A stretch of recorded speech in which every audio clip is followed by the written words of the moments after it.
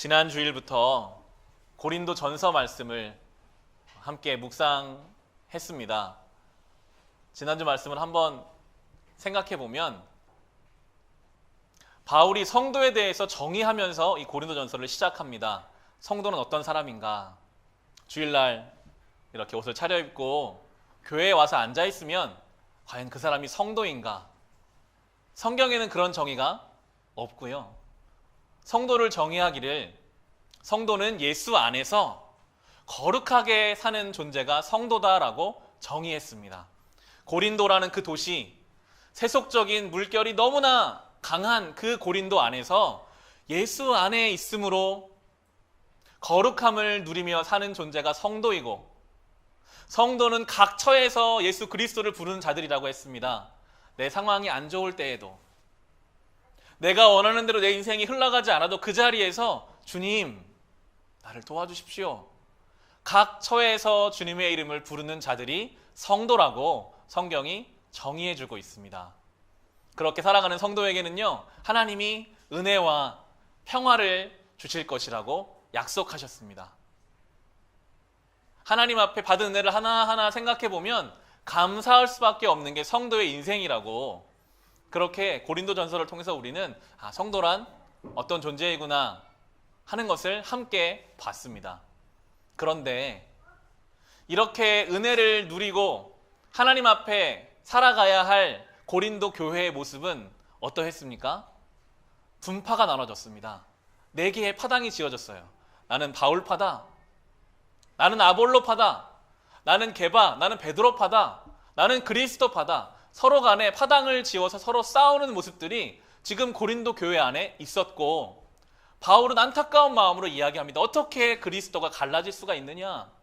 어떻게 은혜 받은 성도들이 이럴 수 있느냐라고 말하는 것이 우리가 오늘 읽어가고 있는 고린도 전서 1장의 내용입니다.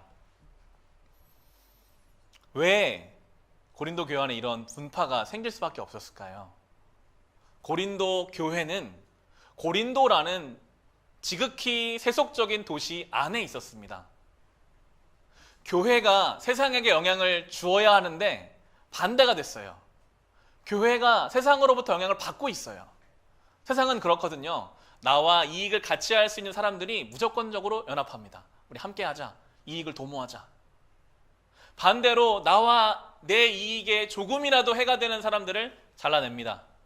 구별합니다. 심지어 나의 감정을 건드리기만 해도 그 사람과 잘라내고 벽을 세우고, 이것이 세상의 방식인데 그 방식이 지금 교회 안에 그대로 들어와 있는 것입니다. 이 문제의식은요, 우리에게도 그대로 적용됩니다. 우리는 이렇게 교회를 다니고 시간을 내어 신앙생활을 하고 있지만 사실 이 하나님 앞에서의 시간보다는 절대적인 시간이 세상에서 더 많죠. 그래서 그 세상의 흐름에 영향을 받을 수밖에 없어요. 우리가 생각하는 것, 결정하는 것, 모든 순간순간마다 하나님 앞에서의 받는 영향보다 세상 속에서 받는 영향이 더 많을 때도 있습니다. 그러한 상황 속에 있는 고린도 교회를 향하여 오늘 바울은 한 가지 해답을 제시하는데요. 그것은 바로 십자가입니다. 십자가는 주님의 순종이 담겨 있습니다. 십자가에는 희생이 담겨 있습니다. 십자가에는 우리가 다 담을 수 없는 하나님의 놀라운 은혜와 섭리가 담겨 있는데요. 오늘 설교의 제목을 십자가, 하나님의 지혜라고 정해봤습니다. 이 고린도전서 1장 후반부를 읽어가시다 보면 결국 바울은요, 십자가를 하나님의 지혜라고 정의합니다. 이 십자가가 하나님의 지혜다. 그러면서 또 하나 나오는 개념이 이 하나님의 지혜의 반대편에 있는 세상의 지혜가 끊임없이 언급됩니다. 이 둘이 같이 서 있어요. 하나님의 지혜인 십자가, 세상의 지혜, 이 둘 사이에 있는 성도의 삶을 지금 말해주고 있는데요. 세상의 지혜로 보면 십자가는 너무나 어리석은 것입니다. 오늘 본문의 18절을 보시면요, 십자가의 말씀이 멸망할 자들에게는 어리석은 것이지만 구원을 받는 사람인 우리에게는 하나님의 능력입니다 라고 합니다. 십자가가요, 세상의 지혜로 보면요, 어리석은 거예요. 십자가라는 그 세 단어 안에는 무엇이 들어가 있죠? 예수의 죽으심이 우리는 알고 있습니다. 십자가에서 예수가 죽으셨다. 그 예수는 어떤 분이십니까? 전능하신 하나님의 아들이에요. 엄청난 능력을 가지고 있는 분이 예수라는 것을 우리는 복음서를 통해서 봤습니다. 요즘 영화 장르가 여러 장르가 있지만 그 중에서도 많은 사람들이 좋아하는 장르가 바로 히어로 장르입니다. 사람들이 영웅이 나오는 영화를 좋아하더라고요. 왜 그런 영화를 좋아할까? 사람들 안에는 그러한 소망이 있는 것 같아요. 좀 특출난 누군가가 좀 나타나서 이 세상 가운데 좀 악을 없애줬으면 좋겠다. 또 그 영웅들은 대부분 희생적이잖아요. 나를 위해서 희생해주는 누군가가 있으면 좋겠다. 아마 그런 마음들이 있지 않을까. 예수님이 복음서에서 보면 그 어떠한 영웅보다 뛰어나신 분이시거든요. 상상을 한번 해보세요. 30대 초반의 젊은 청년인 예수께서 무리를 걸으셨어요. 무리를 막 걷고 풍랑이 막 불면 예수님이 잠잠하라 하면 풍랑이 잠잠해지게 했던 것이 예수님이셨어요.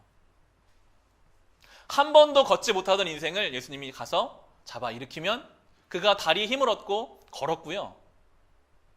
작은 음식을 가지고 엄청나게 배고파하는 많은 사람들을 다 먹이시는 오병이어의 기적을 행하셨던 분이 예수님이셨습니다.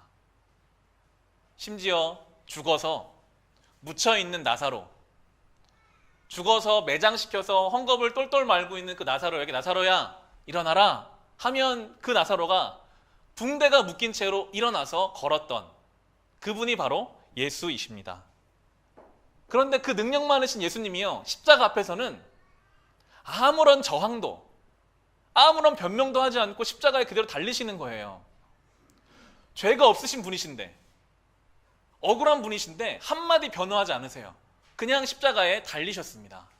여러분, 십자가요, 정말 수치가 모욕이 가득한 곳 십자가거든요.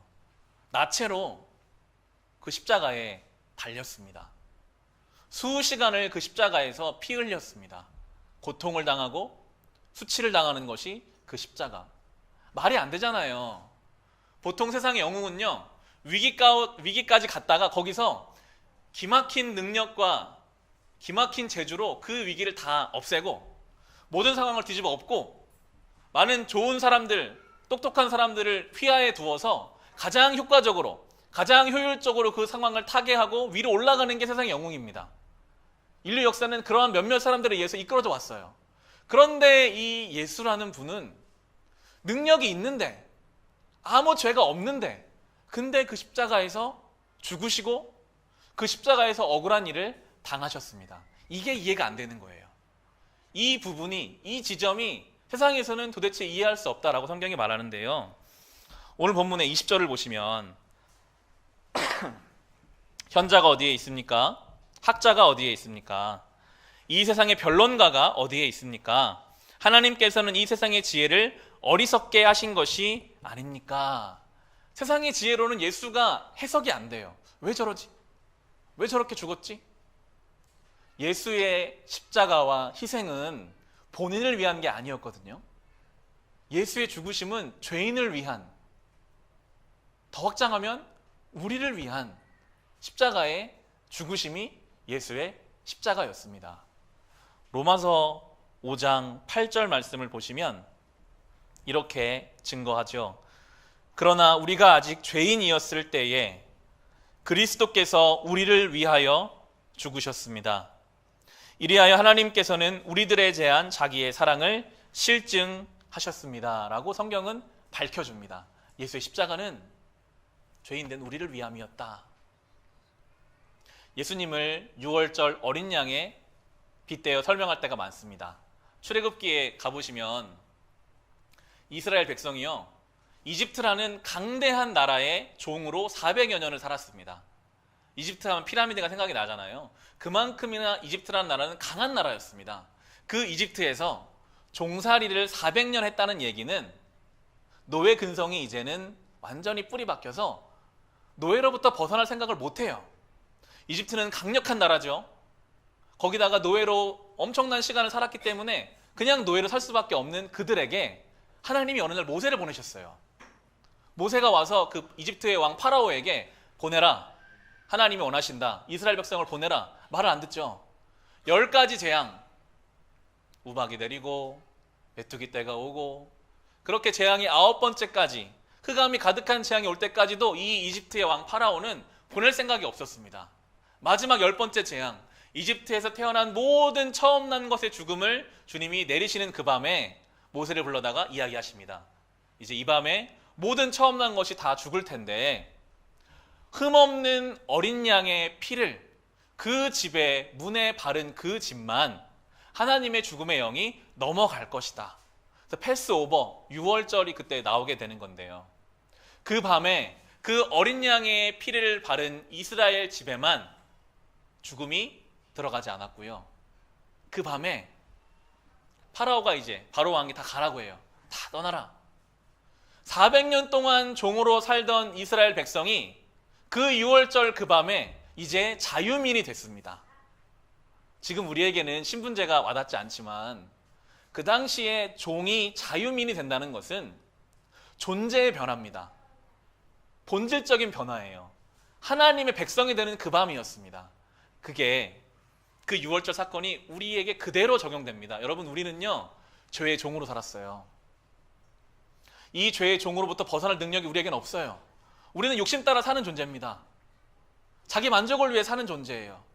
내 욕심을, 내 만족을 위해서는 심지어 사람까지도 해하고 불법을 저지르는 것이 우리 안의 죄고, 이 죄가 주인된 삶을 우리는 살아서요 마치 이집트 노예로 살았던 이스라엘 백성처럼 이 죄로부터 벗어날 능력이 없는, 희망조차 갖지 못하는 우리에게 예수 그리스도가 어린 양 되셔서 그 피를 우리에게 묻혀주심으로 이제 우리는 죄의 종에서부터 하나님의 백성으로 본질적인 변화를 일어나게 하신 분이 바로 예수의 십자가임을 성경은 우리에게 증거해 주고 있습니다.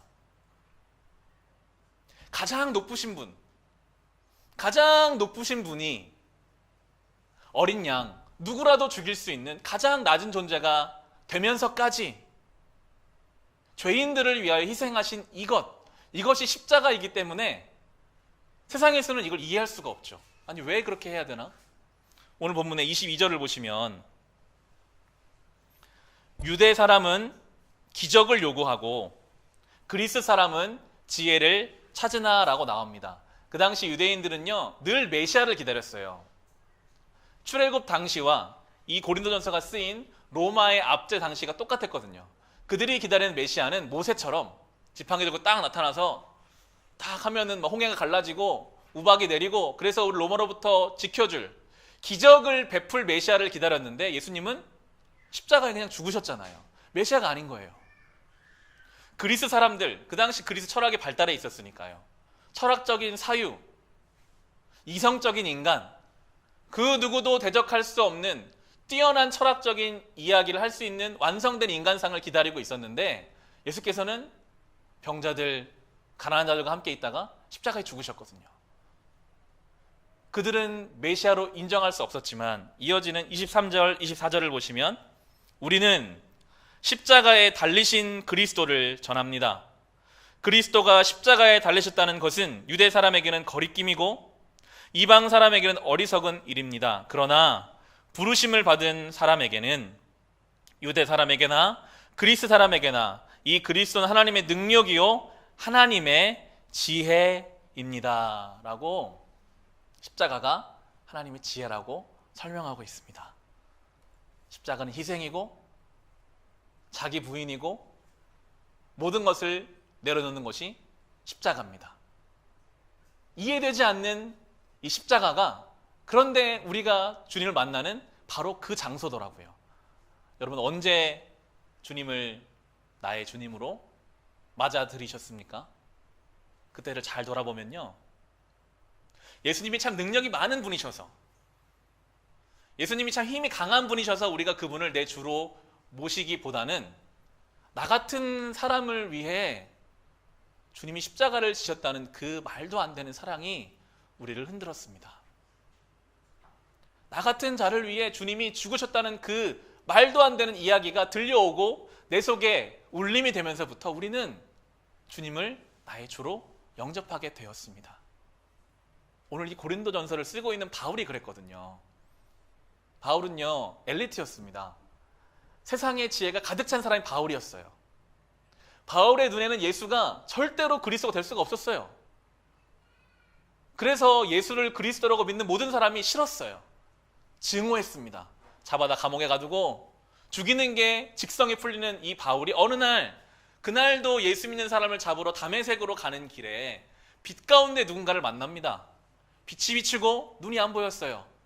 사울아, 사울아 부르는데 주님 누구십니까? 라고 묻습니다. 바울은요, 심지어 예수님도 몰랐어요. 자기가 그렇게 핍박하는 예수가 누군지도 모르면서 핍박하고 있었는데 예수님 말씀하시죠. 나는 네가 그렇게 핍박하는 예수다. 거기서 사울이, 이 사도 바울이 뒤집어집니다. 야, 나는 예수님이 누군지도 모르면서 핍박했는데, 나는 정말 주님 앞에 주님의 사랑을 받을 만한 자격이 없는데 이런 나를 먼저 찾아오셔서 나를 사랑해 주시는구나. 그 주님의 말도 안 되는 십자가의 사랑이 한 인생을 뒤집어 버린 것입니다.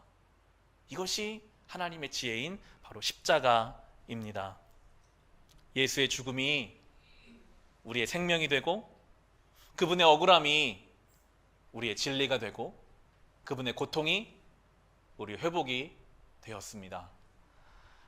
우리 성경 하나 찾아볼까요? 이사야 53장 5절 말씀을 한번 찾아보겠습니다. 이사야 53장 5절과 6절입니다. 우리 성경 1040쪽에 있습니다. 성경은 곳곳에서 이 예수에 대해서 이미 증거하고 있습니다. 이사야 53장 5절과 6절, 구약 1040쪽에 있습니다.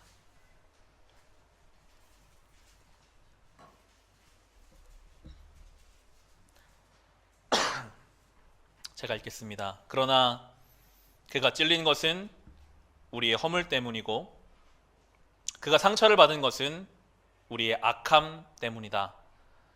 그가 징계를 받음으로써 우리가 평화를 누리고 그가 매를 맞음으로써 우리의 병이 나았다. 우리는 모두 양처럼 길을 잃고 각기 제 갈 길로 흩어졌으나 주님께서 우리 모두의 죄악을 그에게 지우셨다. 아멘.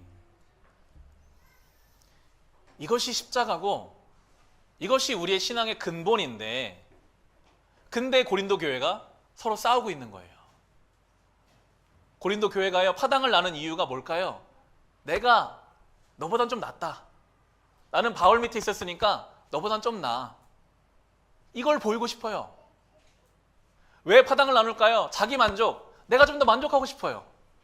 나눠서라도, 싸워서라도 내가 좀 더 만족하고 싶고 내가 좀 높아지고 싶은 그 마음, 어떻게 이럴 수 있느냐, 바울이 반문하고 있습니다. 우리는 어떨까요?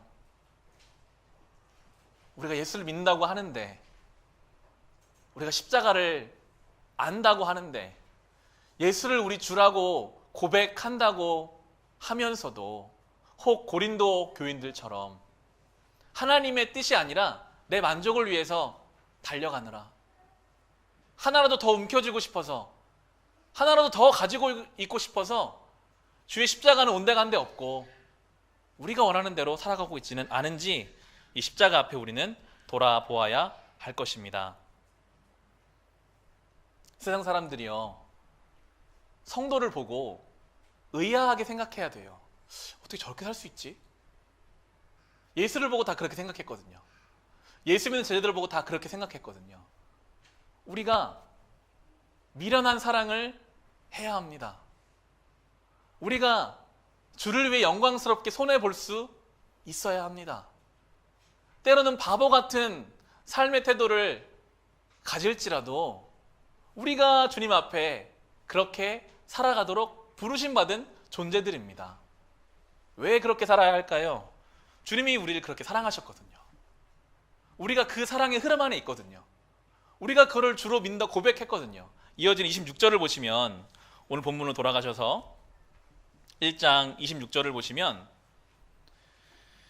형제자매 여러분, 여러분이 부르심을 받을 때에 그 처지가 어떠하였는지 생각하여 보십시오. 육신의 기준으로 보아서 지혜 있는 사람이 많지 않고 권력 있는 사람 많지 않고 가문이 훌륭한 사람이 많지 않았습니다 라고 이야기합니다.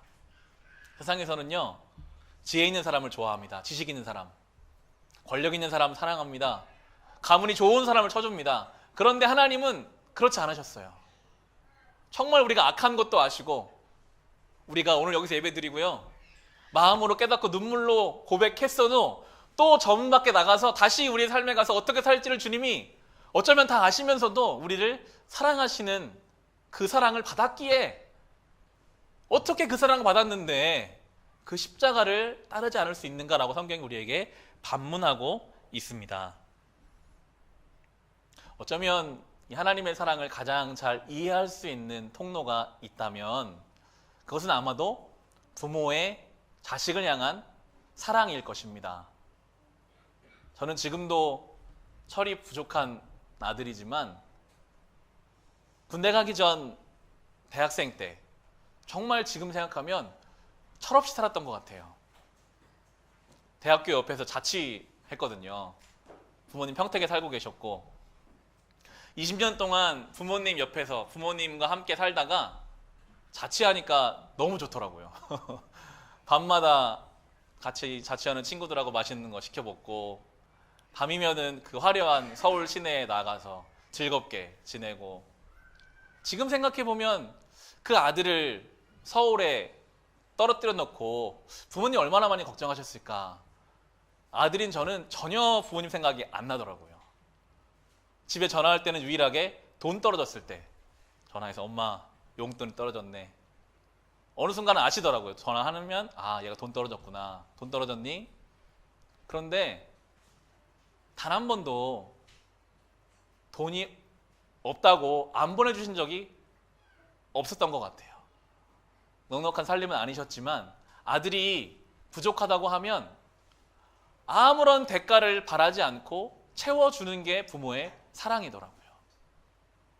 얼마나 철딱서니가 없습니까? 돈 필요할 때만 전화하는 그 아들에게 뭐라도 하나 더 해주고 싶은 그 부모의 마음을 생각해 보게 됩니다. 우리가 이 세상에서 그 부모의 사랑을 조금만 알아도 인간답게 살 수 있다고 하는데, 부모의 사랑보다 더 깊고 더 넓은 이 하나님의 사랑을 우리가 알아야 할 것입니다. 하나님이 우리가 얼마나 악한지 아시거든요. 그런데도 우리를 사랑해 주신 주님의 사랑이 바로 이 십자가의 사랑입니다. 성도는 이 사랑을 자랑하며 사는 존재입니다. 오늘 본문의 마지막인 30절, 31절을 보시면 그러나 여러분은 하나님의 자녀로서 그리스도 예수 안에 있습니다. 그는 우리에게 하나님으로부터 오는 지혜가 되시며 의와 거룩함과 구원이 되셨습니다. 그것은 성경에 기록되어 있는 바 누구든지 자랑하려거든 주님을 자랑하라 한 대로 되게 하시려는 것입니다 라고 하면서 주님의 사랑을 자랑하라 라고 이야기합니다. 여러분, 어떻게 주님의 사랑을 자랑할 수 있을까요? 계산하지 않는 사랑을 해보십시오. 희생적인 헌신을 해보십시오. 그리고 말씀하십시오. 내가 받은 주님의 사랑이 이러한 사랑이다. 나에게 허락하신 예수의 사랑이 이러한 사랑이다. 세상에서는 본 적도 없고 경험한 적도 없는 이 사랑을 내가 예수 안에서 경험했고, 그래서 내가 이 사랑을 지금 너에게, 당신에게 100분의 1이라도 1000분의 1이라도 전하고 있습니다 라고 우리의 삶으로 주님의 사랑을 닮아가는 그것이 바로 주님의 사랑을 자랑하는 유일한 길일 것입니다. 말씀 한 군데를 보면서 이제 말씀을 마무리할 텐데요. 빌립보서 2장 5절 말씀을 한번 찾아볼까요? 신약 303페이지에 있습니다. 성경 곳곳에 많은 말씀들이 있지만 예수의 십자가를 잘 정리한 부분이 이 빌립보서 2장 5절부터 11절까지 말씀입니다. 2장 5절 신약 303페이지 제가 읽겠습니다. 여러분 안에 이 마음을 품으십시오. 그것은 곧 그리스도 예수의 마음이기도 합니다. 그는 하나님 모습을 지니셨으나 하나님과 동등함을 당연하게 생각하지 않으시고 오히려 자기를 비워서 종의 모습을 취하시고 사람과 같이 되셨습니다. 그는 사람의 모양으로 나타나셔서 자기를 낮추시고 죽기까지 순종하셨으니 곧 십자가에 죽기까지 하셨습니다. 그러므로 하나님께서는 그를 지극히 높이시고 모든 이름 위에 뛰어난 이름을 그에게 주셨습니다. 그래야 하늘과 땅 위와 땅 아래에 있는 모든 것들이 예수의 이름 앞에 무릎을 꿇고 모두가 예수 그리스도는 주님이시라고 고백하여 하나님 아버지께 영광을 돌리게 하셨습니다. 아멘. 이것이 십자가에 담겨 있는 하나님의 지혜입니다. 오늘 십자가 하나님의 지혜라는 제목으로 말씀을 나누었습니다. 저는 일주일 동안 이 말씀 묵상하면서요, 부담스럽더라고요. 십자가, 헌신적이고 희생적인 그 사랑 할 수 있을까? 그 사랑을 따라가다 보면요, 어쩌면 우리는 억울함을 당할 수도 있습니다. 어쩌면 우리는요, 많이 쌓아놓고 살지 못할 수도 있어요. 십자가의 뒤를 따라간다는 것은 그만큼이나 쉽지 않은 길입니다. 근데 주님은 따라오래요. 우리가 할 수 있는 것을 제시하고 따라오라고 하시는 분이 아니라 저 멀리 두시고 우리를 따라오라고 하십니다. 기도할 수밖에 없죠. 주님께 맡길 수밖에 없는 것입니다. 그런데요, 세상의 지혜가 지금 우리에게 가져다 준 현실은 어떻습니까? 이제는 공기마저 오염되어 버려서 마음껏 공기를 마시지 못하는 시대를 살고 있어요. 본문을 묵상하면서 어느 목사님 설교를 들었는데 나이가 좀 있으신 분이시거든요. 그런 얘기 하시더라고요. 세상의 지혜가 옛날에는 어디 냇가에 가서도 물을 마음껏 퍼마시고 어느 산자락에 가도 물을 마음껏 먹었는데 지금 세상의 지혜라고 하는 인간의 삶이 어떻게 만들었는가? 물을 다 피트병 안에 넣어서 먹을 수밖에 없고 이제는 공기마저도 이렇게 되어버린 것이 그렇게 대단하다고 하는 세상의 지혜, 인간의 지혜가 가져온 결과가 아닌가? 이제 우리는 하나님의 지혜를 따라가야 한다라고 이야기를 하는 것이 참 마음에 와 닿았습니다. 십자가로 우리가 생명을 얻었다면 이제 우리도 그 십자가 하나님의 지혜를 가지고 우리가 살아감으로 우리도 주님을 닮은 사랑을 실천함으로 우리를 통해 다른 누군가에게 생명이 전달돼야 할 것입니다. 세상의 지혜는 지금 우리를 죽이는 방향으로 인도하고 있다면 이제 우리가 이 땅 가운데 십자가의 지혜, 하나님의 사랑을 품고 살아서 우리를 통해 이 땅의 생명이 하나님의 나라가 확장되는 것을 경험해 가시기를, 그것이 내 삶 속에서, 내 가정 속에서, 내 일상 속에서 그렇게 일어나는 것을 보고 경험하시기를 우리 주님의 이름으로 축원합니다.